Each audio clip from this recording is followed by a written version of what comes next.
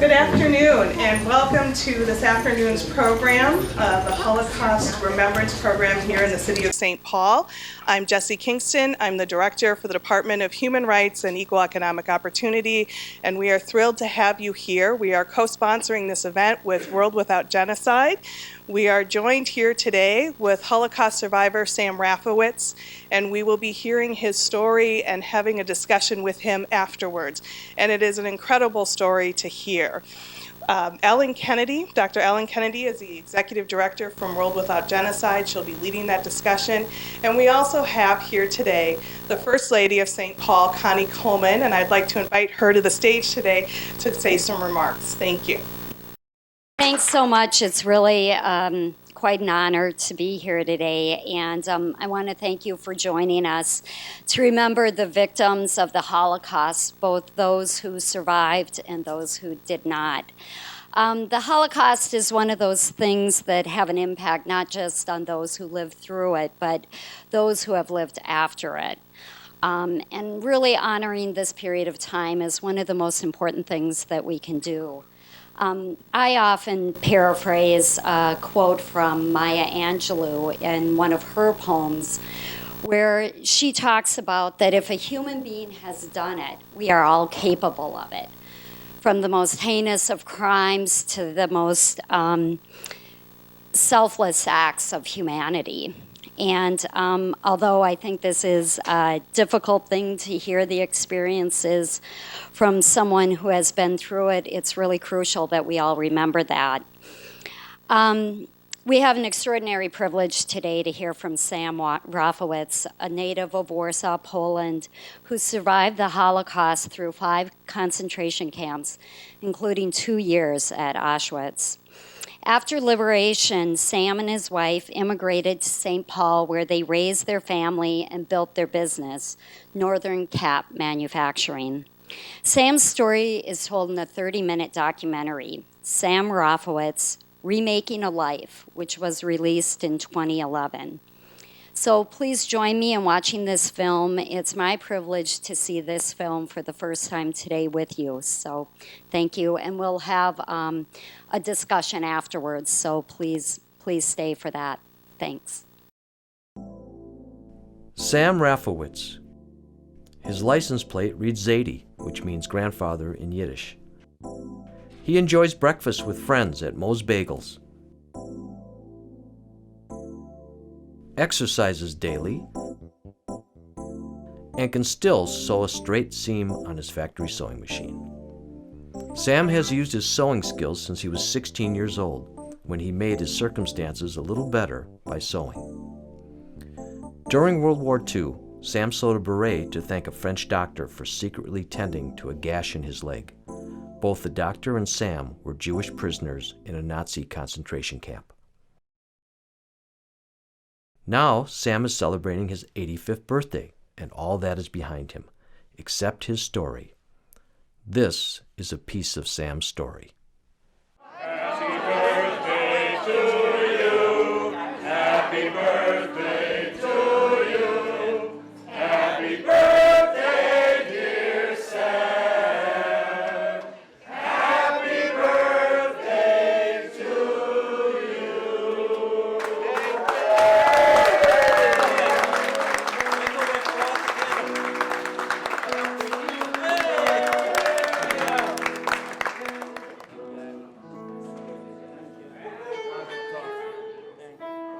I hope everybody should live a long life and be healthy. They used to have the Bar Mitzvah, in fact, at my grandmother's house. They used to get 1 million of people or more, and they used to make a prayer and put on the tefillin on me, teach me how to say the prayers. And they had cake and a schnapps, you know, that's what they call it. And after a couple hours, it was all over, you know. You, just to say now, you are on your own. You are men, you know, mazel tov. And, you know, all the neighbors came, and that was enough for us to enjoy it.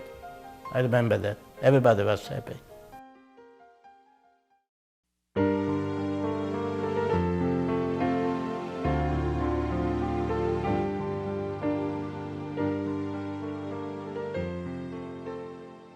Well, my dad died young.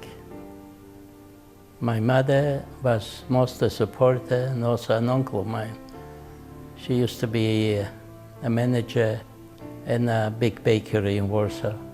The summers, I used to have a grandmother, which is about 60 miles south of Warsaw.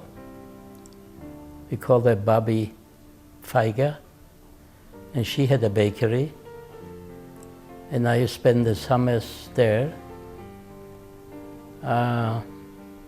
playing lots of sports and having a good time there at my grandma. And the name of the place was Żelechów. And Warsaw was not a small city, but you walked. You walked. I remember 1939, when they came into Poland, the Nazis, and they came into the big city. Warsaw was the capital of Poland.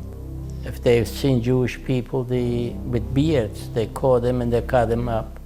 I've seen it, I watched it. Before World War II, Warsaw's Jewish population was more than 350,000, almost 30% of the city's population. It was the largest Jewish city in Europe. Sam was a young teen. He couldn't imagine how his friends and neighbors and his life would soon change forever. November 1939, German authorities required Warsaw's Jews to wear white armbands with a blue Star of David marking them as Jewish. Jewish schools were closed and Jewish-owned property confiscated.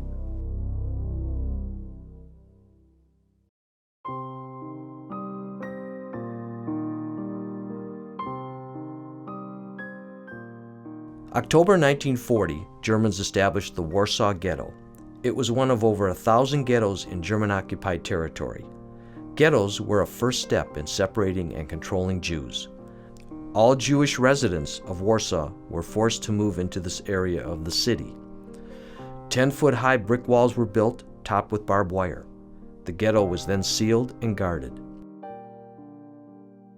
Sam was forced by the Germans to clean out apartments in the ghetto. By 15 and a half, they took me already. I went to work one day and I never came home. Never came home. They loaded us up on big trucks and we didn't know where we were going. We find out this place is opening a concentration camp, Majdanek, Lublin. During the next 5 years, Sam was forced to work slave labor for the Nazis and German industry. He labored in 5 Nazi concentration camps: Majdanek, Auschwitz, Buna, Dora, and Bergen-Belsen. With hundreds of other starving, often freezing, and terrorized Nazi slaves, Sam built highways and roads, welded V-2 rocket wings, and made munitions for the German military.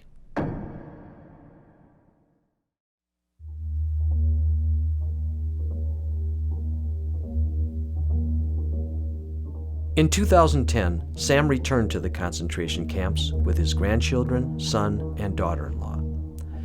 As Mia and Adam walked these places with Sam, they learned more about what happened here, more about their Zadie.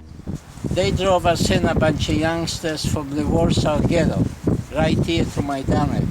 We came in like late in the evening, and the night of the evening they couldn't take us into the barracks, surrounded by military SS with the helmets, machine gun, and we spent the night right on the field, all night, in light clothing, and it was like this weather. And in the morning, after a while, when they got organized, whatever, they took us in, and they shaved us the heads and everything, put us in the regular prisoners, and that's what started my life for over 20 months, till 1943. While Sam labored in Majdanek, his mother Hava and sister Helen were sealed in the Warsaw Ghetto. Almost 400,000 people were forced into only 1.3 square miles. Overcrowding and food shortages caused starvation, disease, and death. By August 1941, nearly 5,000 people died every month. The summer of 1942, close to 300,000 ghetto Jews were deported to death camps or killed. Many of the remaining Jews were part of the Warsaw Ghetto Uprising of spring 1943.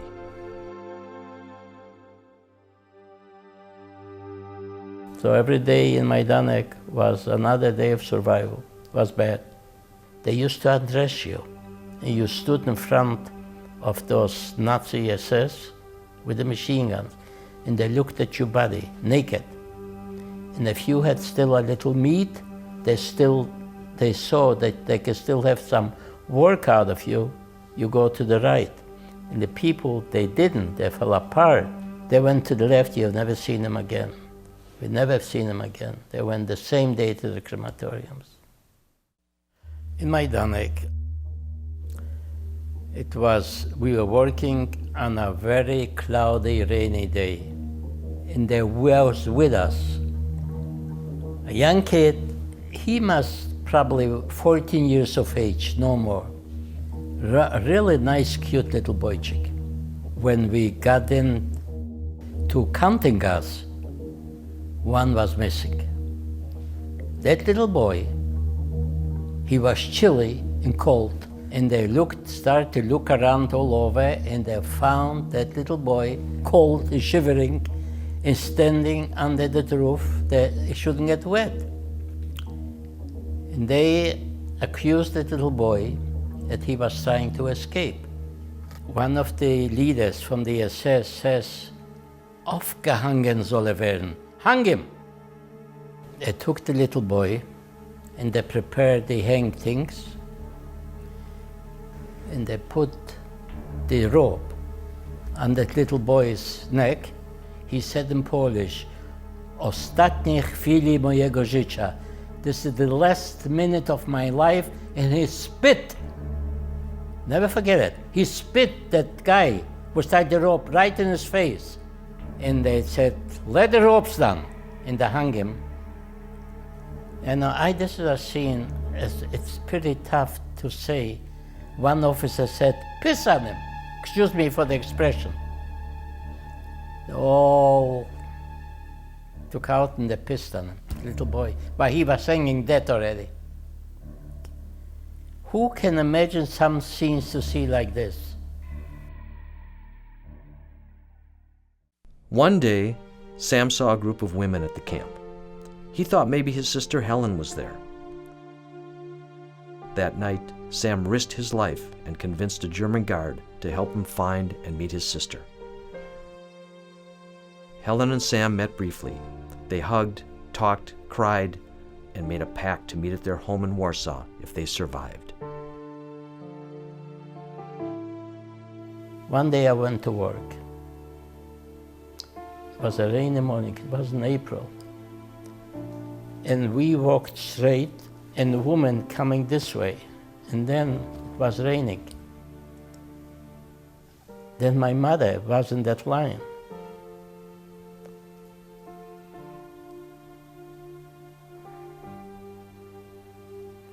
She ran out and took his sweater off. He ran out and tried to put on me. I shouldn't be cold. The Nazi woman with the machine gun told me to go back into the line. She didn't let her put in the sweater on me. And I told her she should shoot, schießen sie, kill. She didn't do it. She pushed my mother back into the line. This is the last time I've seen her, Majdanek.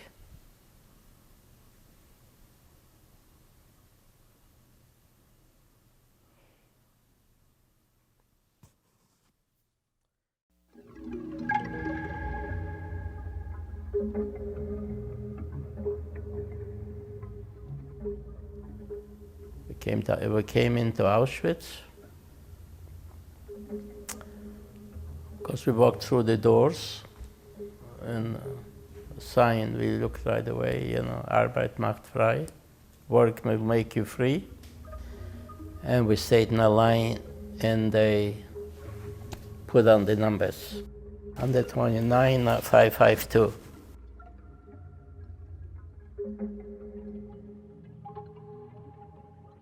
One two nine 552.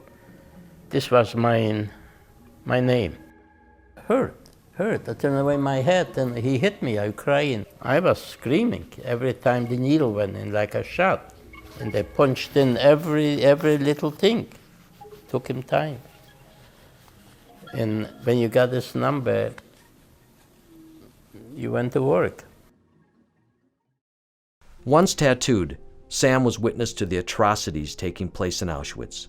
Thousands of people of many faiths and ethnic groups, were murdered at Auschwitz.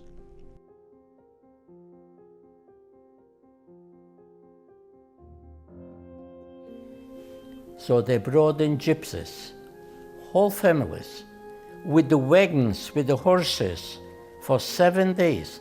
The chimneys, the smoke in Auschwitz from the Birkenau, where the crematoriums were going constantly. The soldiers told us, some soldiers, those are gypsies.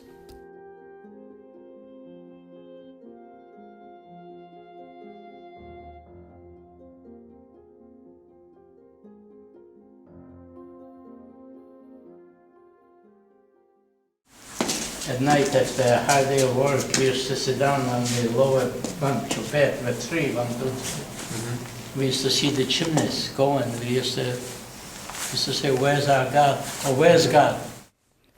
We thought, many times, we used to sit at night and we thought about it. How can we run away from here? Where will we run?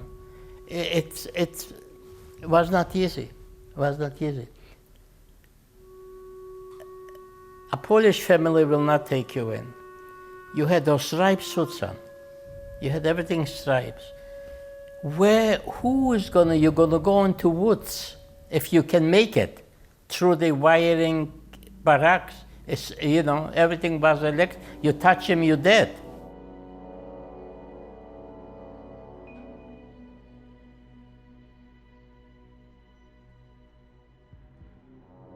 Within this world of fear and death, now 18-year-old Sam somehow experienced small moments of kindness and humanity. One day, he was injured working and was cared for in secret. I was terrible in pain. So they had a little medical house. I sneaked in there, and there was a French doctor. He said, I have nothing what to give you, but you have to don't scream, and I'm gonna cut it and get out those bad things.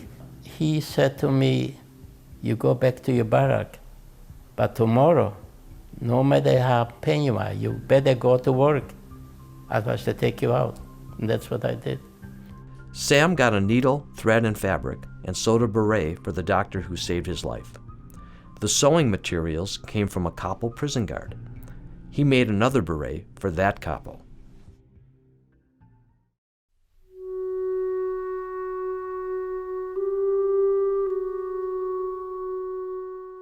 January 1945 was one of the coldest on record in Poland. The Nazis were losing the war. Sam and the rest of the concentration camp prisoners were forced on a march, a death march, to another camp. Auschwitz March, we marched the 18th of January, 1945. We started to march because the Russians came close, and we wind up after walking in 20 below zero.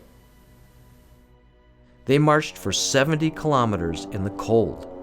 That night, fortunately, a Kappel allowed Sam and his friend to sleep inside a barn, while others were left out to huddle in the open and die. There were lots of deaths in the morning, frozen bodies. 20 below zero, how can you stand through? Some of them walked the whole night and they clapped their hands. I heard it next morning. After the horrors of the forced march, Sam was sent to Dora concentration camp for another 2 months. Still looking for a place to put their prisoners, the Nazis kept moving them around by cattle car. They ended up at Bergen-Belsen. It was here in Bergen-Belsen on April 15, 1945, that Sam was liberated by the British soldiers.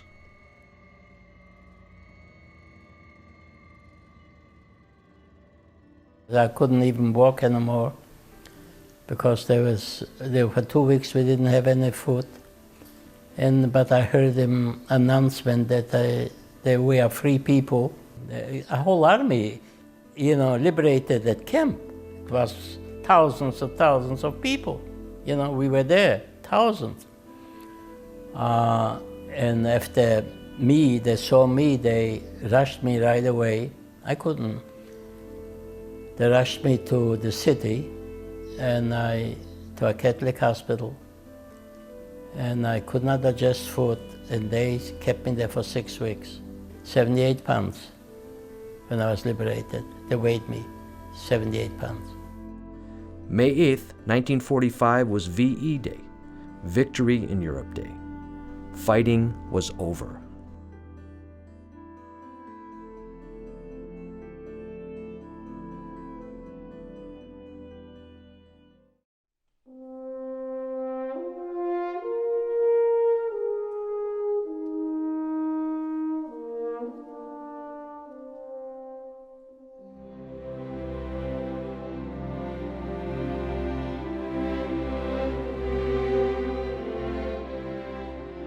The war was over. During their secret meeting in Medonic, Helen and Sam had agreed to meet back in Warsaw. Helen got there, Sam didn't. He was still being nursed back to health by nuns in a German hospital. Now, like thousands of others who had lost entire families, belongings, homes, and a homeland during the war, Sam and Helen were displaced persons. It took months, but by November, Sam was strong again and determined to find Helen. He had heard she was alive and part of a group of survivors in Judenburg, Austria. Sam was determined to see and embrace his sister again. To get to Judenburg, Sam took a train traveling south through much of Germany to Munich.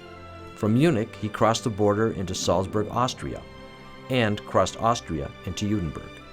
Leaving Judenburg, he went to Innsbruck, crossing into Trento, Italy. Knocking on doors, sleeping in farmers' homes, fed by kind strangers, Sam followed Helen by asking where Jewish DPs might be. He ended up in Reggio Emilia at another DP camp. There was a guard. He looked at me and he said to me, "Are you Helen's brother?" Just like that. Just like that. I said, "Yeah, is my Helen, my sister, here?" He said, "If this is it, yes." He called and he opened a little door. He said, "Look in, they're studying Hebrew language. And look, there's your sister." She was a beautiful young girl. And I waited, she came out. We both dropped because they told her that I was trying to escape and they killed me. I was shot. Rumors were going around. This is the way I found my sister. It was my journey to Italy, 1945. They returned to Bergen-Belsen together.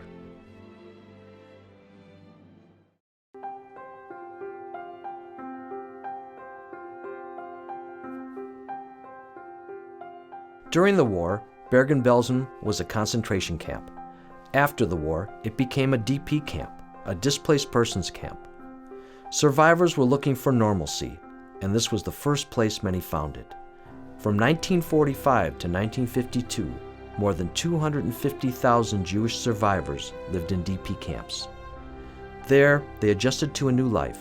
They started to live again with newspapers, sports, and friends. They celebrated weddings and marched in memory of their dead. In this photo, Sam marches in a memorial service.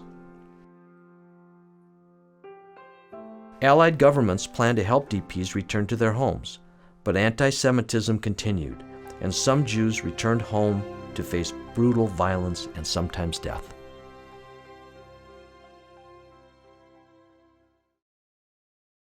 Sam became part of the youthful Bergen-Belsen community where he met Sila Bank. Sila was from Vilna, Lithuania. She and her mother Mira had also survived the camps. Her father and younger sister were murdered by the Nazis, but her brother Chaim survived as a partisan fighter, living in the forest fighting Nazis. Sam and Sila fell in love and married at Bergen-Belsen, April 20th, 1947.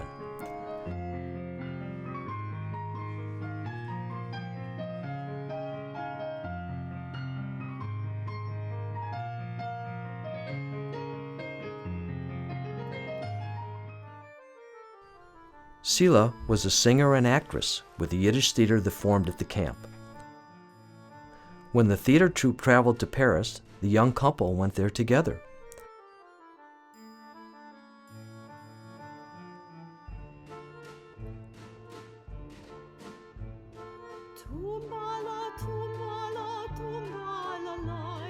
Surprisingly, Sam found cousins in Paris who had also survived the war.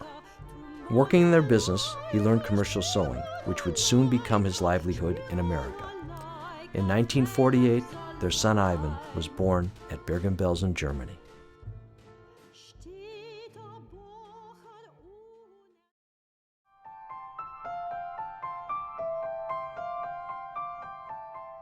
Before the war, America's doors were closed to most immigrants. In 1948, Congress passed and signed by President Truman the Displaced Persons Act. This law was the first U.S. policy to admit a person being persecuted in their native country. Sam, Sila, Ivan, Sila's mother Mira, and her husband Joe Rothstein, along with Sila's brother Chaim, all came to America together. They were determined to reclaim their freedom and lives in America.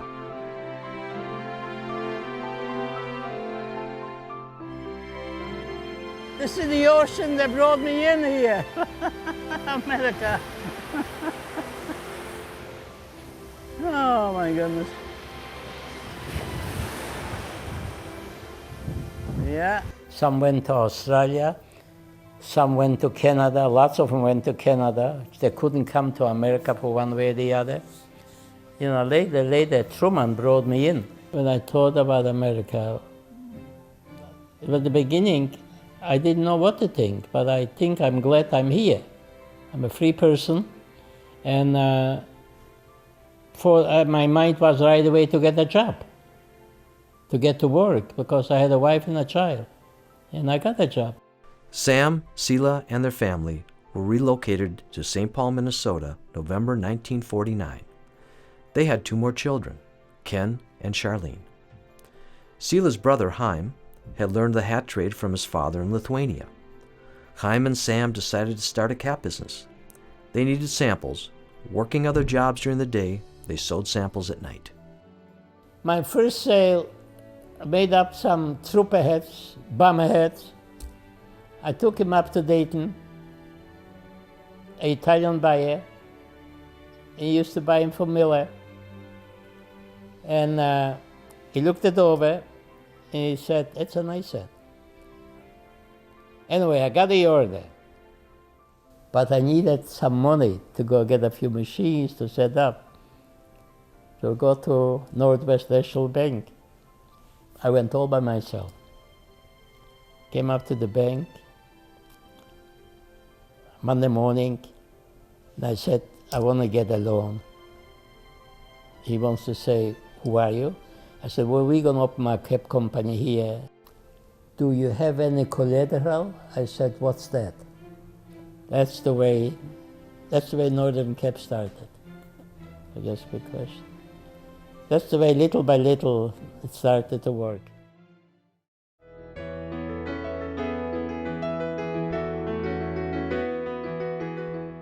Their neighbors soon became like family.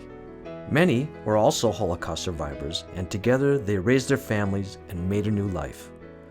Births were marked and bar mitzvahs celebrated. At Ivan's bar mitzvah, Sam read, As you know, Mother and I may feel a little more grateful than other parents on this joyous occasion, simply because we were fortunate to survive the Nazi Holocaust. The United States, Ivan, presents to me and all of our sons and daughters an equal opportunity. Have patience, make effort, and always be tolerant of others. In 1996, for the first time, Sam returned to Auschwitz. He came with his sons, Ken and Ivan, for the March of the Living. There were almost 6,000 people there, young and old. They came from 55 countries with songs, tears, and memories. They came to recall, to commemorate, to try and understand what had happened there. With the will to keep going, Sam, from ages 15 to 20, survived 5 Nazi concentration camps. In a system designed to dehumanize and murder, Sam kept his humanity. It is this humanity that is the essence of Sam. It is what he brought to both his personal and business life. Through hard work, Sam built a company that provided new routes and the security he wanted for his family.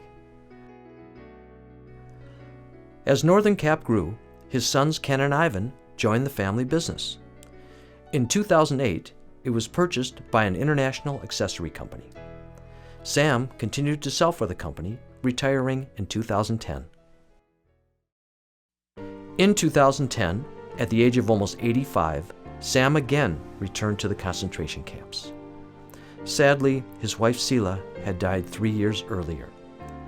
This time, he went with son Ivan and daughter-in-law Tina, but most important, he took his grandchildren, Adam and Mia.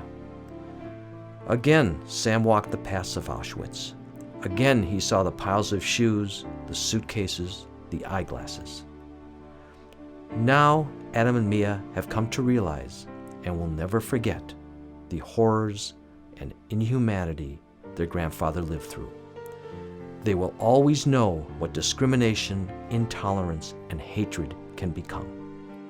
They also know their grandfather's will to live, his love of life, and utter determination allowed him to survive.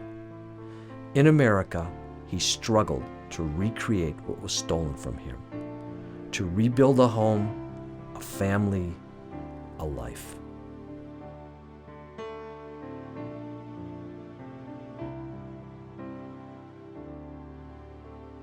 I think his best feature is his positive attitude towards life and just everything that he's been through, how he can still smile and just always be so happy. He's always able to find, the brighter side of something or the humor in something. He's very strong also. Sam's been really, really a great inspiration to me and my family. He's able to see life as good. A guy came by that was working there, and he was a temp. He wasn't even a full-time worker. And he had a leather jacket on, but he was dressed kind of shabby. And the leather jacket, the sleeve was torn. And my dad saw him walk by and he says, "Hey, come here." And the kid came over, guy came over and says, "Yes." And he said, "You have a tear in your jacket." And he says, "Yeah, I know." And somebody says, "Take it off, give it to me. I'll sew it up." The bottom line is love. And Sam is, he knows about that. He knows about love. A gentleman.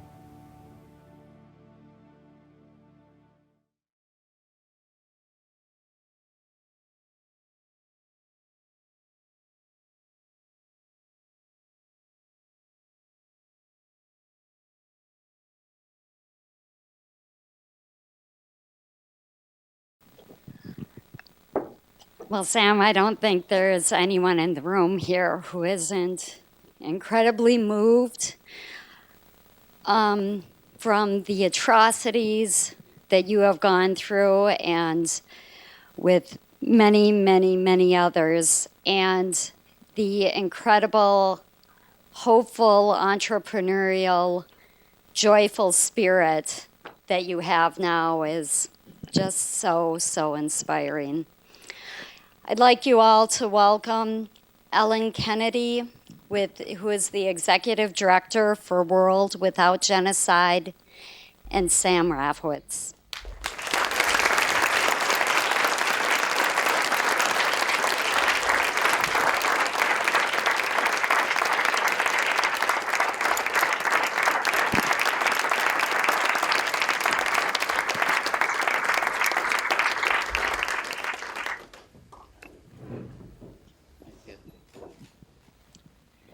Sam, it's such an honor for all of us to be here, to see this film, to have this opportunity to hear from you today. I counted the names at the end of the film, the names of loved ones that you and your family lost. And it's a very long list of names, and I was deeply moved by the words that indicated that there were many others whose names were not there. And I want us in our conversation to think about what happened afterwards and to think about, like the film indicates, the remaking of your life and the legacy that your life gives to all of us who hear this story. What was your experience like when you first came to St. Paul? Well, when I first came to St. Paul, I made up my mind. I tried to forget everything, the past. I had a family, a wife, and a 10-month-old young man, and I started to look for work. And this was in 1949, 11th of November. I arrived to St. Paul. And I think 4 days later, I already had a little job in a factory in St. Paul that made jackets. And I got a temporary job. They paid me 55 cents an hour. My first check was, I think, about $20-some, which I was happy to have the check. I came back to this place where we didn't have a place exactly at that time in St. Paul. We were split up, the family. They didn't have room for us, for the family. Anyway, I gave my check, the new check, to my wife. Downstairs, we stayed downtown St. Paul someplace. There was a supermarket. If my memory is okay, in the corner was Apple Bumps. And I told my wife, why don't you go and buy things for the money. And she bought some things and came back. And she said, I was able to buy everything I wanted to buy. I said, well, it's the first few days' work. They promised me more money later on. This was the first start, what I can tell you of my experience to get a job and start to get to know what's going on here, And Sam, the Twin Cities have really become a wonderful place in terms of welcoming immigrants and refugees from all over the world. People like you, and now people who are coming from other places as well. How can the city of St. Paul help to welcome and help these new people adjust to their new lives? Well, first of all, the people that come from different countries, they got to be willing first to start on their own. If there's some places which they can get the first help, would be good to show them, to give them first help and to show them a way to better out their life. But actually, it depends on the individual how they want to do it. If they really want to go out on their own, because giving is no end. If you get used to it, you give, and which I stood away from it. Being in St. Paul, I did not even went into an agency. They did have at that time to ask for help. We managed what we could at that time, and we started our own way, because later on, I worked and my wife worked, and we were able to support the family. Were you able to feel connected to people in the community, people who were not refugees? The only connection which I had during being in St. Paul at night, when I used to go in the evening to learn the language, to speak, and I met some people also from different places. I met some people, but in the morning I already got up and started to go to work, and came back and take some time with my family, my wife and my child.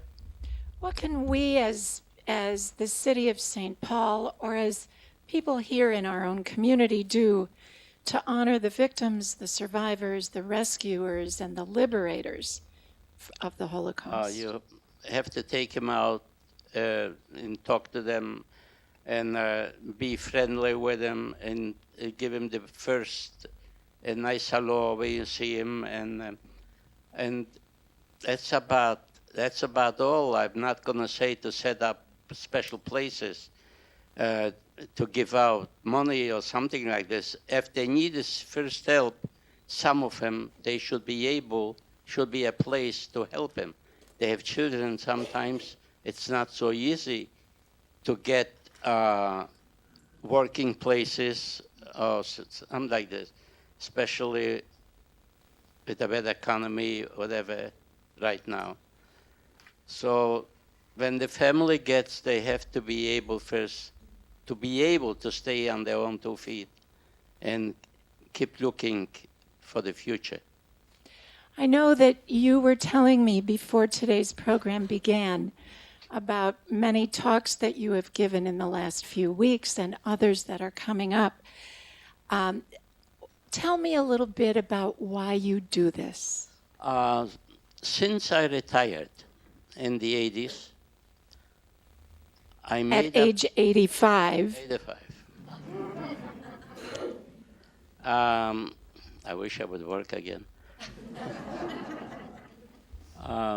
Retirement is not good, but if you still can work, you should. And anyway, can you tell me the question again? I forgot. What do you see as the outcome or as the purpose of giving talks to groups like this and at schools?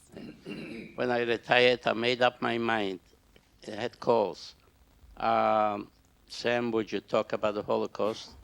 And I took it. And I know when I go and talk in schools or to people that want to listen once in a while, I tell them what I went through.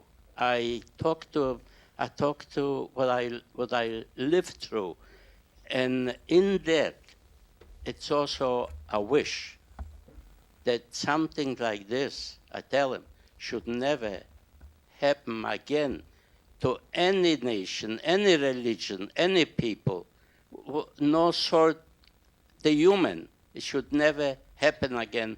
What happened in the 40s in the Second World War, if you read histories, there were bad things in the world, but never, never, never like the Holocaust. Never. I tell you, when you saw the picture, when my mother was trying to put on her sweater on me on the rainy day in my Denmark, this was enough to see. I have never seen it. And my mind is working on me Was this the day they took her into the crematorium? Probably yes. Because my sister, when she was alive, told me she was standing by her mother when they took her away.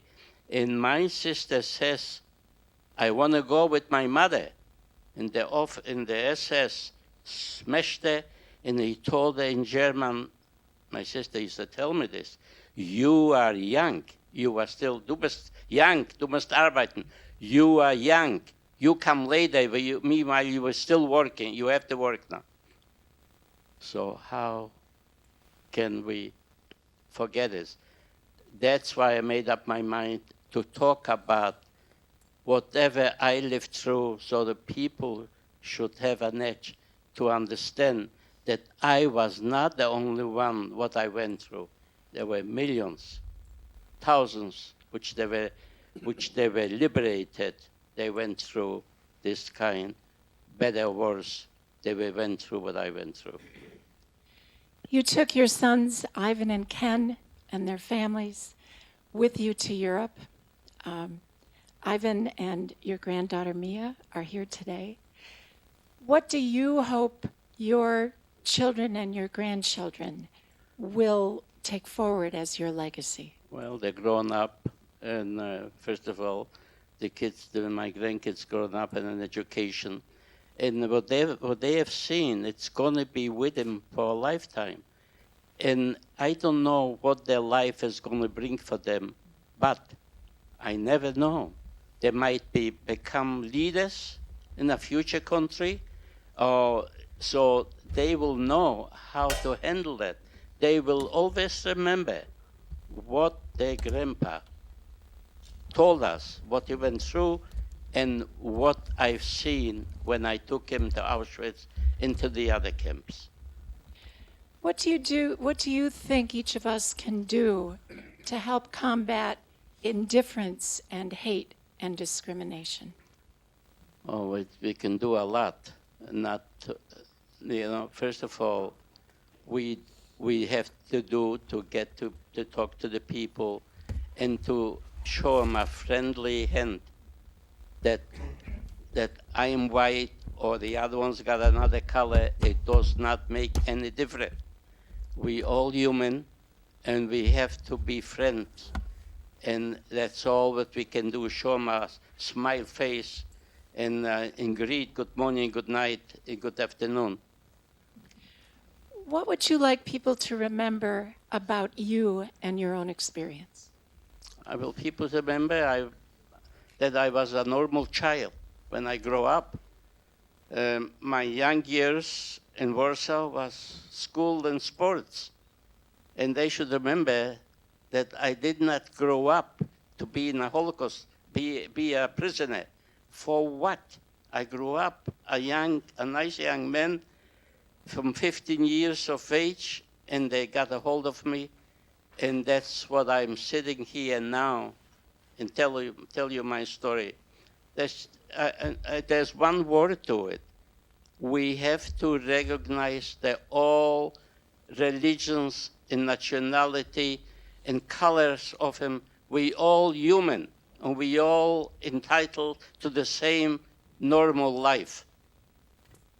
That's such an important message. And what Sam has said, I know we all truly believe, and that we all can act on that message is something that I hope we all today will promise to take forward. I know that our time, Jesse, is running out, and we have a special proclamation that Ms. Coleman is going to make today. As we think about Sam's words, I want to call your attention to the list of other similar atrocities that have happened in the world, many of them since the Holocaust. Sam, many people in your family are going to receive, as are you, a little gold pin that Jesse is also wearing. And it says Zahor. Zahor means remember. But more than remembering, we all have to act on what Sam is saying. to recognize that we all are human. Those are the most important words to remember. Right. I want to read a proclamation given by my husband, Chris Coleman, the mayor of St. Paul. Whereas the Holocaust was the state-sponsored systematic persecution and annihilation of the European Jewish people by Nazi Germany and its collaborators between 1933 and 1945, and 6 million were murdered. And whereas Roma, Gypsies, people with disabilities, and Poles were also targeted for destruction or dissemination for racial, ethnic, or national reasons, and millions more, including homosexuals, Jehovah's Witnesses, Soviet prisoners of war, and political dissidents, also suffered grievous oppression and death under Nazi tyranny.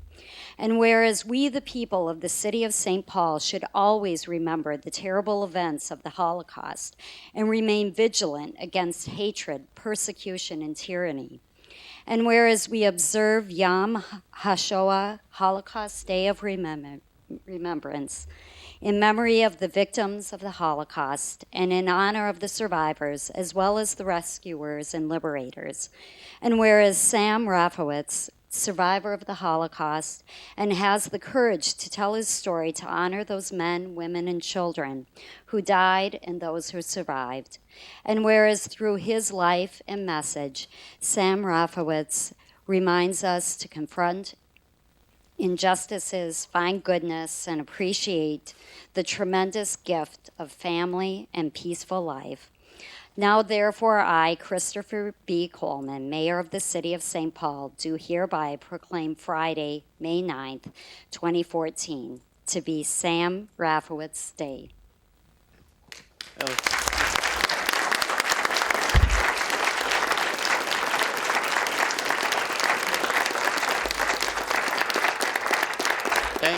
Thank you very much to the City of St. Paul. This is a great gift. I will always remember this for something to honor and from the city, from the mayor and the St. Paul people. After all, I'm a St. Paul.